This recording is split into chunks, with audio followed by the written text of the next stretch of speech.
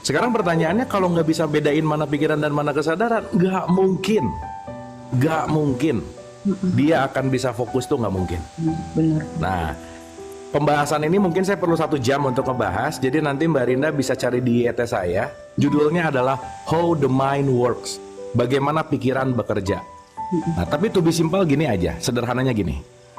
Kita tahu bahwa pikiran itu alat, betul nggak? Iya. Berarti kalau pikiran adalah alat, dia adalah objek. Sampai sini oke ya?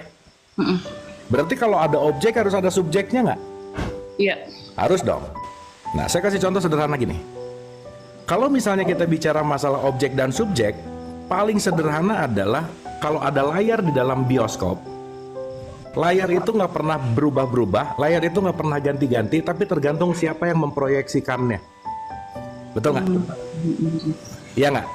Iya, benar. Nah, yang menarik adalah ketika dia memproyeksikan sesuatu, tugas layar itu hanya benar-benar menerima proyeksi dari proyektor. Maka layar nggak bisa menolak mau proyeksinya sedih, mau proyeksinya senang, mau proyeksinya takut, mau proyeksinya membunuh, mau proyeksinya ngasih bunga, layar akan selalu menerima gitu kira-kira. Nah, nanti kita akan ngerti di pertanyaan kedua, mungkin akan saya kaitkan. Manusia itu layarnya semesta gitu.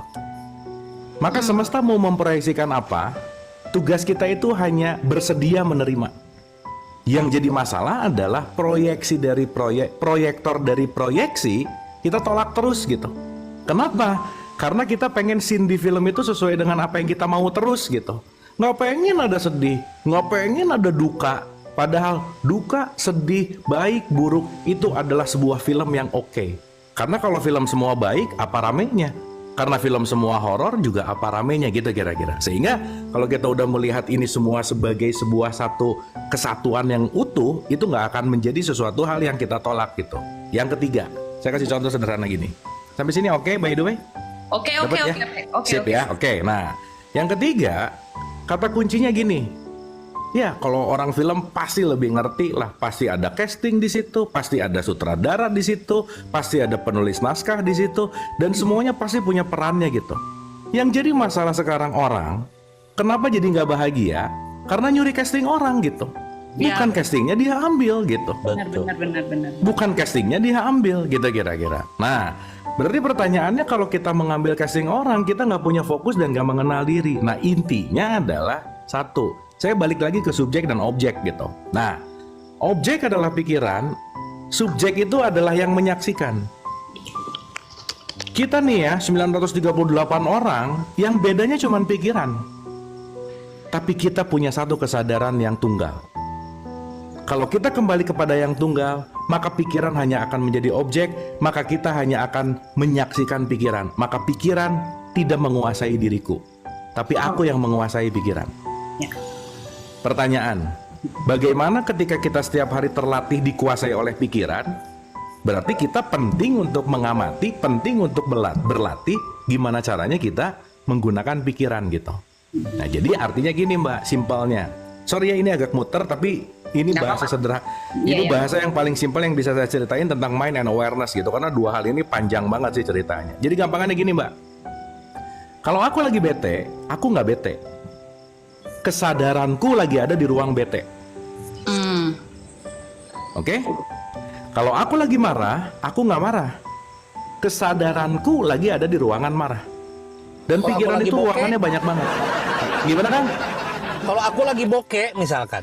Kalau aku lagi bokeh, kesadaranku ada lagi di ruangan bokeh. Karena bokeh itu mindset. Bokeh itu mindset ya. Betul. Om Rawo welcome. Oke. Nah, miskin itu bukan di dompet, miskin itu di pikiran. Pikiran ya. Yes. Meskipun di dompetnya kosong, tapi pikirannya nggak kosong, nggak akan takut, nggak akan tegang. Betul. Meskipun ya pastilah ya, bukan berarti juga harus dompetnya kosong, bukan. Tetapi konsep miskin, kaya, baik, buruk dan seterusnya itu tidak pada realitasnya gitu. Karena nanti pada pembanding. Kenapa saya menyebut miskin? Karena saya punya threshold. Karena saya punya batasan. Kalau bokeh itu nggak punya uang di bawah 100.000 gitu. Jadi punya uang 10.000 dia ngerasa miskin. Kenapa? Karena dia yang membatasi bahwa di bawah 100.000 aku miskin. Nah berarti yang membatasi siapa? Pikiran kan. Nah, berarti ketika kita mulai menyadari, oh kesadaranku lagi ada di ruangan apa sekarang? Dan setiap saat kesadaran itu bisa kembali ke titik center.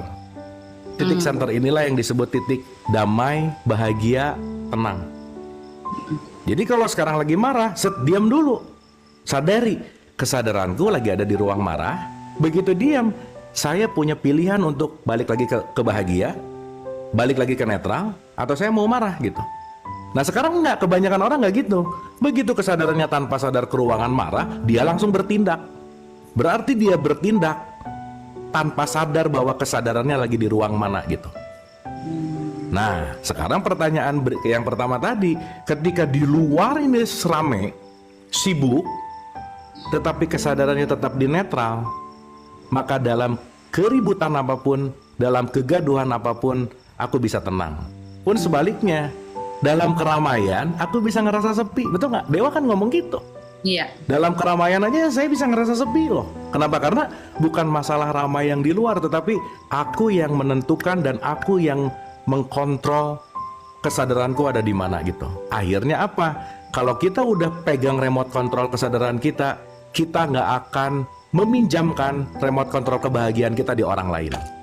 Kan selama ini kita dikontrol sama orang lain kalau mau bahagia. Aku bahagia kalau kamu gitu. Aku bahagia kalau kamu gitu. Nah ketika orang lain yang mengontrol kita, itulah yang disebut perbudakan gitu kira-kira. Saya rasa gitu Mbak Arinda.